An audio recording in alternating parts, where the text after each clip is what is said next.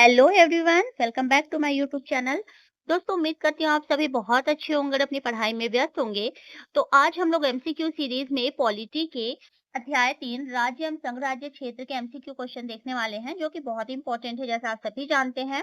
ये क्वेश्चन हमने एनसीईआरटी सार संग्रह महेश कुमार वर्णवाल के बुक से हमने लिए हुए हैं। तो आइए शुरुआत करते हैं, बढ़ते हैं पहले क्वेश्चन की ओर। संविधान के प्रथम अनुच्छेद के अनुसार भारत है। संविधान के प्रथम अनुच्छेद के अनुसार भारत क्या है? तो भारत राज्यों का संघ है। आप सभी जानते हैं कि संविधान के प्रथम अनुच्छेद में भारत को राज्यों का संघ कहा गया है। ऑप्शन डी हमारा सही आंसर है। भारतीय संविधान के भाग 1 के अंतर्गत अनुच्छेद 1 से 4 तक संघ और उसके राज्य क्षेत्र का उल्लेख किया गया है। अनुच्छेद 1 के अनुसार भारत अर्थात इंडिया राज्यों का संघ होगा। भारत के राज्य क्षेत्रों में राज्य क्षेत्र, संघ राज्य क्षेत्र और ऐसे अन्य राज्य क्षेत्र जो अर्जित किए जाए सम्मिलित होंगे। चलिए नेक्स्ट क्वेश्चन देखते हैं। भारत की देशी रियासतों के विलय में किन दो व्यक्तियों ने महत्वपूर्ण भूमिका निभाई थी? भारत की देशी रियासतों के विलय में कौन से दो व्यक्ति थे जिन्होंने महत्वपूर्ण भूमिका निभाई थी? तो ऑप्शन बी हमारा सही आंसर है, सरदार पटेल तथा वीपी मेनन ने भारत की देशी रियासतों के विलय में महत्वपूर्ण भूमिका निभाई थी। आइए डेफिनेशन देखते हैं। स्वतंत्रता के पश्चात लगभग 562 देशी रियासतों में से 559 रियासतों का भारत में विलय हो गया। भारत में स्वतंत्रता के समय कितने देशी रियासत थे? तो 562 थे, जिनमें से 559 रियासतों का भारत में विलय हो गया। और जो 3 अन्य रियासत थे उनको, जो पहला था हैदराबाद को पोलो ऑपरेशन के तहत, जूनागढ़ को जनमत संग्रह तथा जम्मू और कश्मीर को विलय अधिपत्य के माध्यम से भारत में शामिल किया गया। देशी रियासतों का भारत में विलय की महत्वपूर्ण भूमिका के कारण पटेल को लौह पुरुष कहा जाता है तथा इन्हें भारत का बिस्मार्क भी कहा जाता है। तो सरदार पटेल को सिर्फ लौह पुरुष ही नहीं कहा जाता, उन्हें भारत का बिस्मार्क भी कहा जाता है। इस कार्य में पटेल को वीपी मेनन का सहयोग प्राप्त हुआ। चलिए क्वेश्चन नंबर 3 पे आते हैं। भारत में संघ राज्यों का प्रशासन किसके द्वारा किया जाता है? भारत में संघ राज्यों का प्रशासन राष्ट्रपति के द्वारा किया जाता है। उत्तर राष्ट्रपति द्वारा हो जाएगा। भारत में संघ राज्यों का प्रशासन किसके द्वारा किया जाता है? उत्तर है राष्ट्रपति द्वारा। आइए इसका डेफिनेशन देखते हैं। संविधान के अनुच्छेद 239 के अनुसार संसद विधि द्वारा संघ राज्य क्षेत्रों के प्रशासन की व्यवस्था कर सकती है। उसके अधीन संघ राज्य क्षेत्रों का प्रशासन राष्ट्रपति स्वयं द्वारा नियुक्त प्रशासक के माध्यम से करेगा। क्वेश्चन नंबर 4 है। वर्ष 1948 में सरकार द्वारा भाषाई आधार पर राज्यों के पुनर्गठन के विषय में परीक्षण हेतु नियुक्त प्रथम भाषाई प्रांत आयोग के अध्यक्ष कौन थे? तो प्रथम भाषाई प्रांत आयोग के अध्यक्ष थे एस के धर। हमारा उत्तर हो जाएगा सी, एस के धर। वर्ष 1948 में सरकार द्वारा भाषाई आधार पर राज्यों के पुनर्गठन के विषय में परीक्षण हेतु नियुक्त प्रथम भाषाई प्रांत आयोग के अध्यक्ष थे S K Dhar. Option C is the correct answer. स्वतंत्रता के पश्चात वर्ष 1947 में देशी रियासतों का एकीकरण अस्थायी व्यवस्था के आधार पर किया गया था तथा देश के विभिन्न भागों में विशेष रूप से दक्षिण भारत में मांग उठने लगी कि राज्यों का पुनर्गठन भाषा के आधार पर हो। जून 1948 में सरकार ने एस के धर की अध्यक्षता में भाषाई प्रांत आयोग की नियुक्ति की। आयोग ने सिफारिश की कि राज्यों का पुनर्गठन भाषा के स्थान पर प्रशासनिक सुविधा के अनुसार किया जाना चाहिए। इससे अत्यधिक असंतोष फैल गया। परिणाम स्वरूप दिसंबर 1948 में एक अन्य भाषाई प्रांत समिति का गठन किया गया। इसके सदस्य जवाहरलाल नेहरू, सरदार वल्लभ भाई पटेल, पट्टाभी सीतारमैया थे, जिसे जेवीपी समिति के नाम से जाना जाता है। नेक्स्ट क्वेश्चन है, क्वेश्चन नंबर 5 है। राज्य पुनर्गठन आयोग ने 1 नवंबर 1956 को कितने राज्यों तथा कितने संघ राज्यों का गठन किया था? राज्य पुनर्गठन आयोग के द्वारा 1 नवंबर 1956 को कितने राज्यों और कितने संघ राज्यों का गठन किया गया? तो 14 राज्य एवं 6 संघ राज्य का गठन किया गया था 1 नवंबर 1956 को। और किसके द्वारा किया गया था? तो राज्य पुनर्गठन आयोग के द्वारा किया गया था। ऑप्शन ए हमारा सही आंसर है। स्वतंत्रता के पश्चात नए राज्यों के गठन के लिए 1953 ईस्वी में फजल अली की अध्यक्षता में एक राज्य पुनर्गठन आयोग का गठन हुआ। इस आयोग के दो नए सदस्य के एम पडिक्कर और एच एन कुंजरू थे। आयोग ने अपनी रिपोर्ट वर्ष 1955 में प्रस्तुत की और राज्य पुनर्गठन के लिए 4 आधार बताए: भाषाई व सांस्कृतिक एकरूपता, देश की एकता तथा अखंडता, वित्तीय एवं प्रशासनिक एकरूपता, कल्याणकारी योजनाओं का क्रियान्वयन।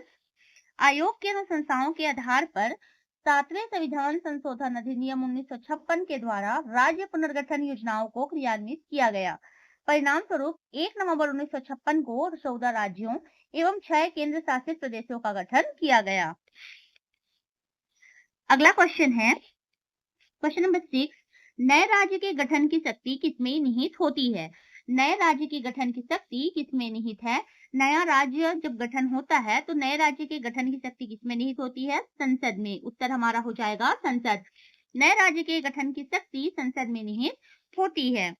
संविधान के अनुच्छेद 3 के अनुसार संसद को यह शक्ति प्राप्त है कि वह नए राज्यों का निर्माण तथा वर्तमान राज्यों के क्षेत्रों, सीमाओं या नामों में परिवर्तन कर सकती है। चलिए आगे बढ़ते हैं। क्वेश्चन नंबर 7 है, किस संविधान संशोधन द्वारा दिल्ली को राष्ट्रीय राजधानी क्षेत्र का दर्जा प्रदान किया गया? किस संविधान संशोधन के द्वारा दिल्ली को राष्ट्रीय राजधानी क्षेत्र का दर्जा प्रदान किया गया? तो 69वां संविधान संशोधन के द्वारा दिल्ली को राष्ट्रीय राजधानी क्षेत्र का दर्जा प्रदान किया गया था। ऑप्शन बी हमारा सही आंसर है। 69वें संविधान संशोधन अधिनियम 1991 के तहत संविधान में अनुच्छेद 239 क, 239 ए एवं अनुच्छेद 239 क ख, 239 ए बी को जोड़ा गया। इसके द्वारा देश की राजधानी दिल्ली को संघ राज्य की श्रेणी में कायम रखते हुए इसके लिए एक विधानसभा और मंत्रिपरिषद का उपबंध किया गया। संघ राज्य क्षेत्र दिल्ली को अब राष्ट्रीय राजधानी क्षेत्र दिल्ली के नाम से जाना जाता है।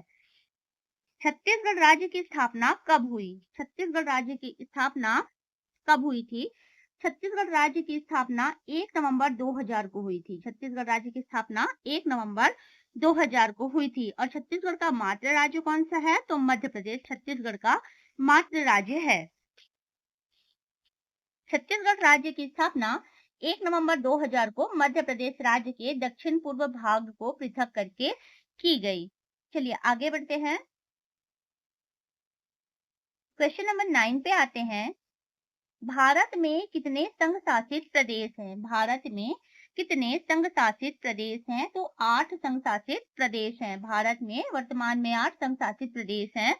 जम्मू कश्मीर राज्य के पुनर्गठन के पश्चात भारत में कुल 9 संघ शासित प्रदेश हो गए थे। पहला चंडीगढ़, दिल्ली, दमन और दीव, दादरा और नगर हवेली, लक्षद्वीप, अंडमान और निकोबार द्वीप समूह, पुदुचेरी तथा जम्मू कश्मीर और लद्दाख। परंतु दादरा व नगर हवेली तथा दमन व दीव के विलय के पश्चात अब भारत में 8 संघ शासित प्रदेश हैं। दिल्ली, पुदुचेरी और जम्मू कश्मीर में विधानसभाओं के गठन का प्रावधान है। वर्तमान में राज्यों की कुल संख्या 28 है। तो वर्तमान में राज्यों की कुल संख्या 28 है और संघ शासित प्रदेशों की संख्या 8 है। क्वेश्चन नंबर 10 पे आते हैं। यदि भारतीय संघ में एक नए राज्य का सृजन किया जाना है तो संविधान की किस अनुसूची में संशोधन आवश्यक होगा? यदि भारतीय संघ में एक नए राज्य का सृजन किया जाना है, अगर भारत में एक नया राज्य बनाया जाना है तो संविधान की किस अनुसूची में संशोधन करना होगा? तो प्रथम अनुसूची में संशोधन करना होगा। संविधान की प्रथम अनुसूची में संशोधन करके ही भारत संघ में एक नए राज्य का सृजन किया जा सकता है। संविधान की प्रथम अनुसूची में राज्यों एवं संघ राज्य क्षेत्रों के नाम तथा उनके अंतर्गत आने वाले राज्य क्षेत्रों का वर्णन किया गया है।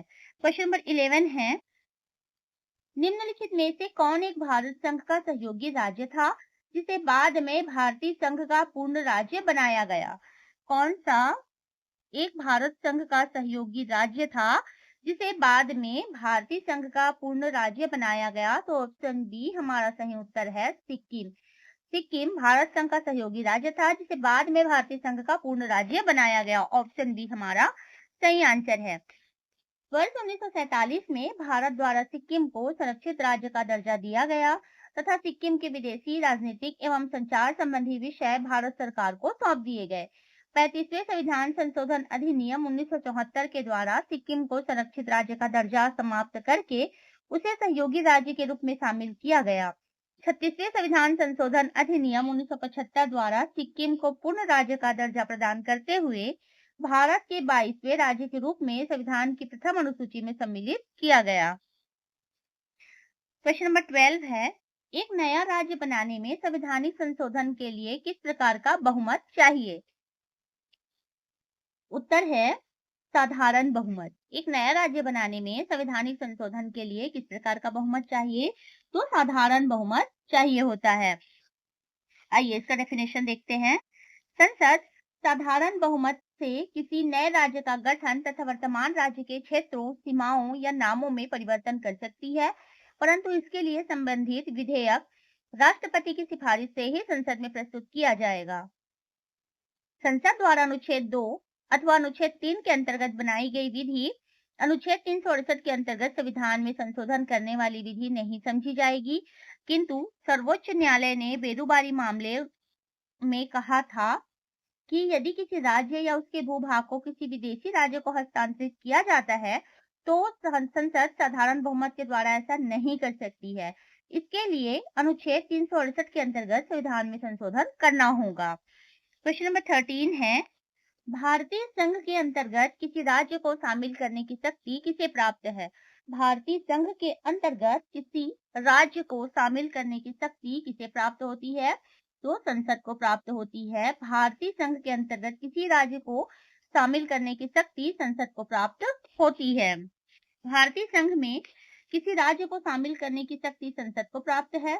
अनुच्छेद 2 के अनुसार संसद विधि द्वारा नए राज्यों को भारतीय संघ में प्रवेश या उनकी स्थापना कर सकती है। चलिए आगे बढ़ते हैं। क्वेश्चन नंबर 14 पे आते हैं। जम्मू कश्मीर राज्य के पुनर्गठन के पश्चात भारत में राज्यों की कुल संख्या कितनी है? जम्मू कश्मीर राज्य के पुनर्गठन के पश्चात भारत में राज्यों की कुल संख्या वर्तमान में है 28। कितनी है? 28 राज्य है भारत में और 8 केंद्र शासित प्रदेश हैं। जम्मू कश्मीर राज्य के पुनर्गठन के पश्चात भारत में राज्यों की संख्या 28 हो गई है। जम्मू कश्मीर पुनर्गठन अधिनियम 2019 के माध्यम से जम्मू कश्मीर राज्य को 2 केंद्र शासित प्रदेशों जम्मू कश्मीर तथा लद्दाख में विभाजित कर दिया गया है। क्वेश्चन नंबर 15 है, भारत में निम्नलिखित राज्यों के निर्माण के सही कालानुक्रम की पहचान नीचे कूट से कीजिए। कूट से हमें ये पता लगाना है कि भारत में राज्यों का गठन किस क्रम में हुआ है। पहले किस राज्य का गठन हुआ है, फिर दूसरे में किस राज्य का गठन हुआ है। तो सबसे पहले आंध्र प्रदेश का गठन हुआ है। आंध्र प्रदेश का गठन 1953 में हुआ था, ये फर्स्ट में होगा। उसके बाद हरियाणा का गठन हुआ था 1966 में। हिमाचल प्रदेश का 1971 में हुआ था और सिक्किम का 1975 में हुआ था।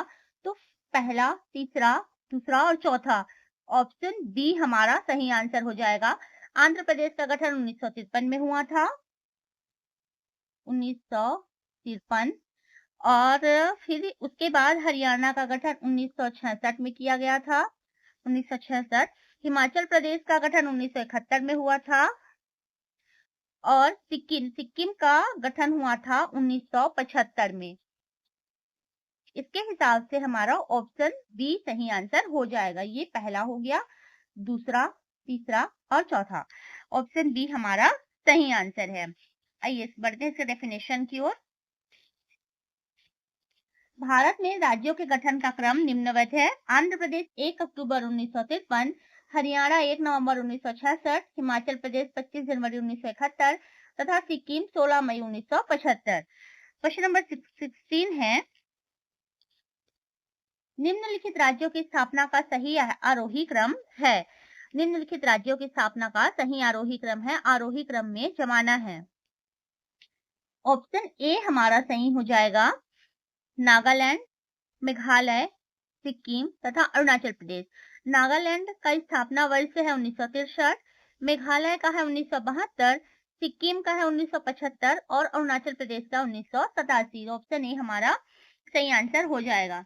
राज्यों की स्थापना का क्रम: नागालैंड 1 दिसंबर 1963, मेघालय 21 जनवरी 1972, सिक्किम का 16 मई 1975 तथा अरुणाचल प्रदेश 20 फरवरी 1987। भाषाई आधार पर सर्वप्रथम किस राज्य का गठन हुआ? भाषाई आधार पर सर्वप्रथम आंध्र प्रदेश का गठन हुआ था। भाषाई आधार पर सर्वप्रथम किस राज्य का गठन हुआ? आंध्र प्रदेश। ऑप्शन बी हमारा सही आंसर है। भाषाई आधार पर सर्वप्रथम आंध्र प्रदेश राज्य का गठन किया गया। 16 दिसंबर 1952 को 56 दिन की भूख हड़ताल के बाद पोट्टी श्री रामुलु की मृत्यु हो गई। इनकी मृत्यु के पश्चात यहाँ व्यापक जन आंदोलन हुए। फलस्वरूप मद्रास प्रेसिडेंसी से तेलुगु भाषी क्षेत्र को अलग करके 1 अक्टूबर 1953 को आंध्र प्रदेश राज्य का गठन किया गया था। आगे बढ़ते हैं।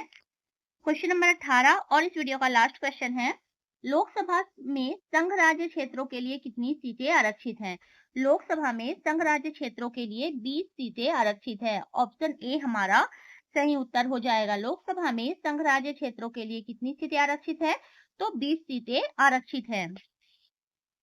संविधान के अनुच्छेद 81 एक ख के अनुसार लोकसभा के लिए संघ राज्य क्षेत्रों में से अधिकतम 20 सदस्य निर्वाचित हो सकते हैं।